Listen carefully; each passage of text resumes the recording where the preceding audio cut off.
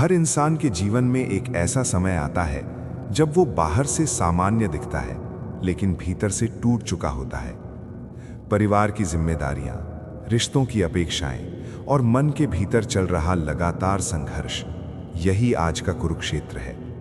हजारों वर्ष पहले इसी कुरुक्षेत्र में अर्जुन खड़ा था, और जब उसका मन डगमगाया, तब श्री कृष्ण ने जो कहा वो केवल युद्ध के लिए नहीं, पूरे जीवन के लिए था।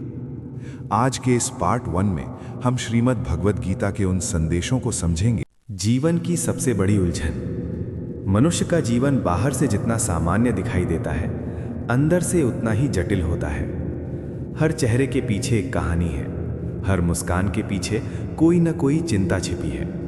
कोई अपने भविष्य को लेकर डरा हुआ है, कोई अपने परिवार की जिम्मेदारियों से थका हुआ है, कोई रिश्तों में टूट चुका है, तो कोई स्वयं से ही हार मान चुका है। ऐसे समय में मनुष्य सबसे पहले यही पूछता है, मैं सही हूं या गलत? मेरा कर्तव्य क्या है और इस जीवन का उद्देश्य क्या है? हजारों वर्ष पहले यही प्रश्न कुरुक्षेत्र की रणभूमि में अर्जुन के मन में भी उठा था, और उसी प्रश्न से जन्म हुआ श्रीमद् भगवद गीता।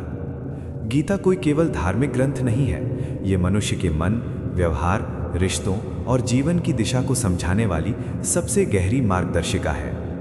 आत्मा का सत्य, जीवन की नींव। गीता का पहला और सबसे मूल संदेश है, तुम ये शरीर नहीं हो। मनुष्य अपने पूरे जीवन शरीर को ही स्वयं मानकर जीता है।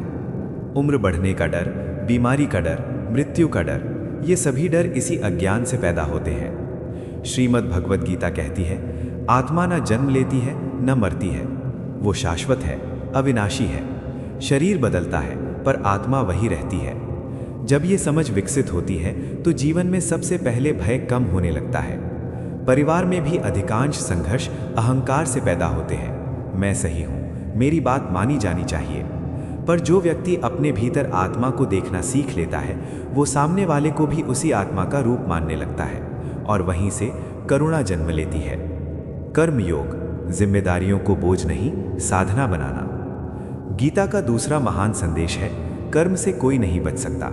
चाहे आप गृहस्थ हो, माता पिता हो, पति पत्नी हो या संतान, हर भूमिका कर्म है। समस्या कर्म में नहीं, समस्या अपेक्षा में है। जब हम ये सोचकर कर्म करते हैं कि बदले में क्या मिलेगा, तो वही कर्म थकान और दुख बन जाता है। श्रीमद् भगवद गीता सिखाती है, कर्तव्य निभाओ पर फल की आसक्ति छोड़ दो।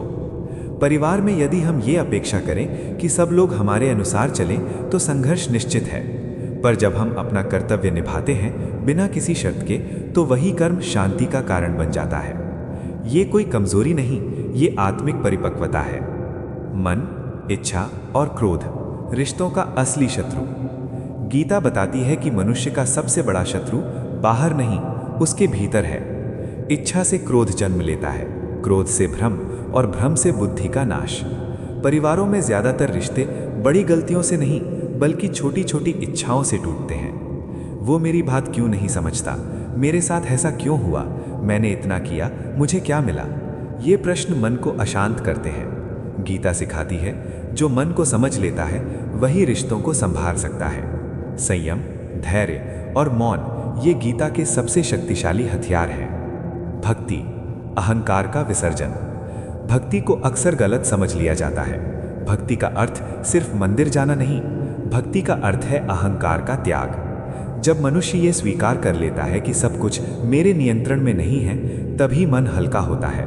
गीता कहती है, जो ईश्वर पर भरोसा करता है वो अकेला नहीं रहता। परिवार में वही व्यक्ति स्थिर रहता है जो भीतर से जुड़ा होता है। भक्ति डर से नहीं, प्रेम से जन्म लेती है, और प्रेम सबसे बड़ी शक्ति है। धर्म, रिश्तों और समाज में सही निर्णय। गीता धर्म को किसी वेश या परंपरा में नहीं बांधती। धर्म है सही समय पर सही कर्म। परिवार में गलत को गलत कहना, अन्याय का विरोध करना, यही धर्म है। डर के कारण चुप रहना आत्मा को कमजोर करता है। गीता सिखाती है, सत्य के साथ खड़े रहो, भले ही राह कठिन हो। संसार और संतोष, शांति की कुंजी। गीता संसार को झूठा नहीं कहती, पर यह जरूर कहती है कि यह स्थायी नहीं है। धन, प्रतिष्ठा, सुख सब आते जाते हैं। जो व्यक्ति संतोष सीख लेता है, उसके जीवन में कलह कम हो जाता है। जो मिला है उसे प्रसाद मानो, जो नहीं मिला उसे भी स्वीकार करो। गीता हमें जीवन से भागना नहीं सिखाती, बल्कि जीवन को समझकर जीना सिखाती है। यदि आत्मा का सत्य, कर्म योग, संयम और भक्ति जीवन में उतर जाएं, तो परिवार, रिश्ते और मन तीनों बदल सकते हैं। आज आपने गीता के उन संदेशों को सुना जो जीवन की नींव रखते हैं। आत्मा का सत्य, कर्तव्य का अर्थ और मन को समझने की शुरुआत। ये केवल ज्ञान नहीं है, ये जीवन को देखने का एक नया दृष्टिकोण है।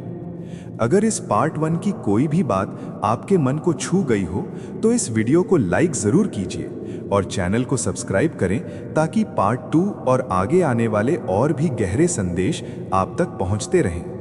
नीचे कमेंट में लिखिए इस वीडियो की कौन सी बात आपके जीवन से सबसे ज्यादा जुड़ी। पार्ट 2 में हम मन, रिश्तों और आंतरिक संघर्ष को और गहराई से समझेंगे। जय श्री कृष्ण।